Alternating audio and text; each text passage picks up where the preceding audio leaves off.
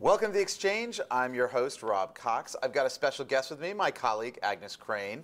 Agnes, welcome. We're going to talk about the subject du jour, the subject of August, and possibly right into September, which is who gets to be the chairman of the Federal Reserve.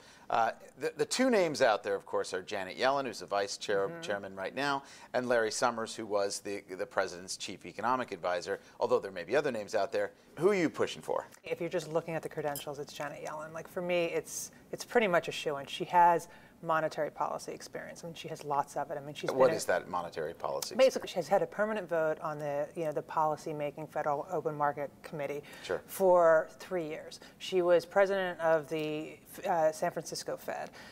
In the 90s, she was also a governor on the Fed. So she has basically been in there making decisions, and particularly in the last 3 years, I mean, she's been talking about this very experimental policy, which is quantitative easing.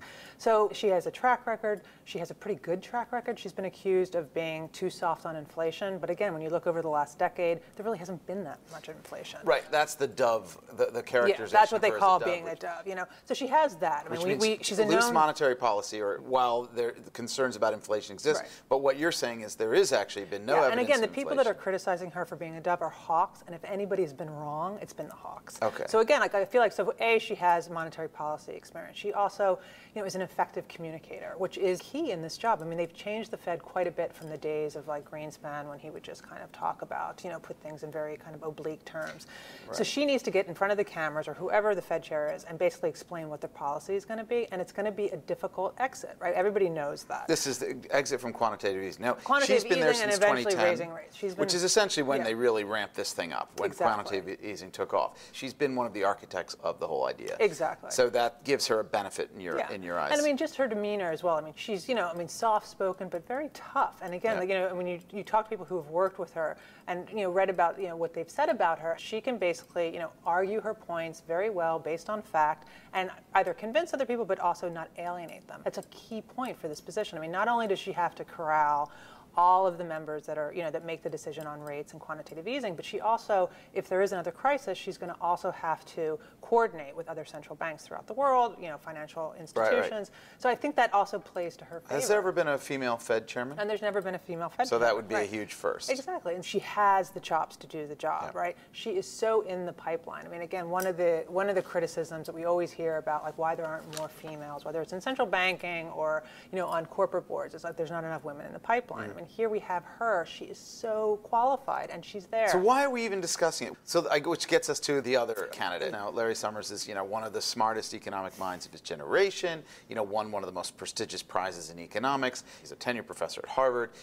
He was involved in so many of the most important sort of bailouts, or rescues, you could call it, globally of the last 2 decades, whether it was Mexico, Asia. Certainly, as the chief economic advisor to President Obama in his first term, for most of the first term, he was intricately involved in the bank part of it, and of course the automotive part of it. Right. He's also has a pretty awesome resume compared. He has an awesome resume, but for this job, I mean, again, a lot of the most compelling argument that I've heard about why Larry Summers' name is, and some people are saying he is the front runner, is because of the fact that he's close to the president, he's close to the White House. I mean, everything else, like, yes, the man is smart. So is Janet Yellen, and so are pretty much everybody that's on. I think being smart that's just overrated. It's overrated, but it's also it's a given for the position. I guess one thought about Larry Summers: he's not necessarily attached. One of the benefits people could argue is he's not attached to the monetary policy, whether it's quantitative easing of the past 3 years. He isn't attached, so therefore may have less at stake should the Fed decide that actually it's not the right course to take in the next couple of years, over the next 5 years, during the term of the next president, next chairman of the Fed. So he would be more open-minded, if you will, to completely taking the paper, ripping it up, and saying, no, we need to chart a new course. I mean, that's a very interesting. He isn't tied to it, so he may be a little bit more creative, maybe not. But I think, again, we're in a position where they are just about ready to start the exit. This is going to be incredibly difficult, particularly communicating with the markets. I'm Now, not. let's go to Yellen on that. I mean, Yeah. the Fed, over the last couple of years, while certainly during the time that she has been vice chairman, Yeah. has had a sort of, you could argue, an existential issue, which is it's about transparency, disclosure. Right. It was sued, notably by news organizations. It was a target of attacks by the Republicans, by Ron Paul in particular. It became part of the plank, in fact, for the the convention that the Republicans had in August, which was sort of some idea about the Fed and gold standard and all that kind of stuff. So you are arguing, is she's been quite communicative. She's a good face. She's someone who can manage that transition in a way that might be helpful for the Fed's actual existence. Yeah.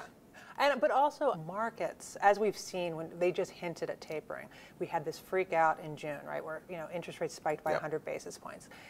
We've had rates so low now, it's been 5 years, right? We've never seen this before. And it's not just the Fed, it's the Bank of Japan and other central banks.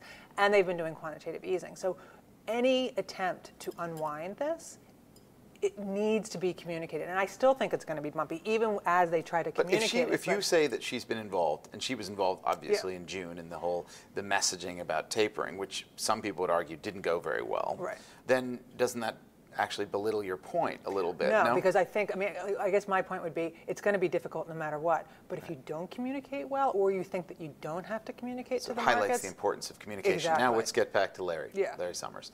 As a communicator, how would you judge him? I would say not high marks. I mean, again, when he was president of Harvard, there were a couple of missteps there. I mean, and again, I think that it's partly a communication problem, and also not understanding the import of your words. You know what I mean?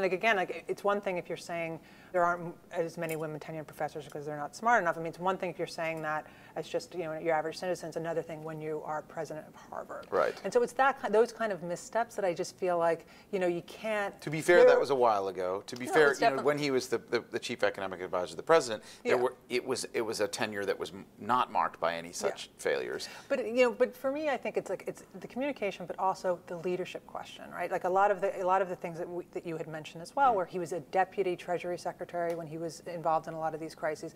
I just think it's a different position when you're speaking as you're the one in charge. And I think that's where I feel like his resume isn't as strong. It depends a little bit on what you think the next challenge will be. If it is simply the unwinding and moving forward and making sure that this process is smooth, I understand the argument for Janet Yellen. I guess where I would have some sympathy for the candidacy of Larry Summers would be in a world where we have these turbulent, sort of volatile shifts and crises. I just wonder how much he certainly has more experience than she does in this. But in any event, the president, of course, doesn't make this thing in a vacuum. He doesn't make this decision in a vacuum. He's got to get it confirmed by more than 60 senators. Janet, does she have the? She seems to have the edge on that. I think she's just the easier choice. I mean, this is why I still feel like it's curious that this is going on. Well, her positives may not be off the charts. Her negatives are actually not. So if it's just dovishness that's actually proven to be correct because of inflation, then why would you vote against the first female Fed chairman? Whereas with Larry, what you have is you have high negatives, high positives as well, but high negatives. Right. That could be the deciding factor then. We're getting a lot of leaked reports, right, that the president supports Larry Summers, that he's the front runner. But the only thing that seems to make sense is, again, the comfort, right? The comfort that he has. He knows Larry Summers. He likes him, let's not forget that the Fed is not actually a cabinet position. No, exactly. The Federal Reserve is supposed to be independent. So Yeah. perhaps it's not the worst thing if a crony of the president isn't actually the chairman of the Federal Reserve. And there will be a new president at the latter end of this first term of that new Federal Reserve chairman anyway. Yeah, we can't keep going on. We've been talking about the Summers Yellen thing for what's it now been? A week, 2 weeks? Months. And so I think, the president has said that he may not even say anything until the fall. And I think, markets need to know. Markets do need to know. Okay, thank you, Agnes. Really appreciate talking to you about this. I'm Rob Cox with The Exchange. We'll be back with another edition next week.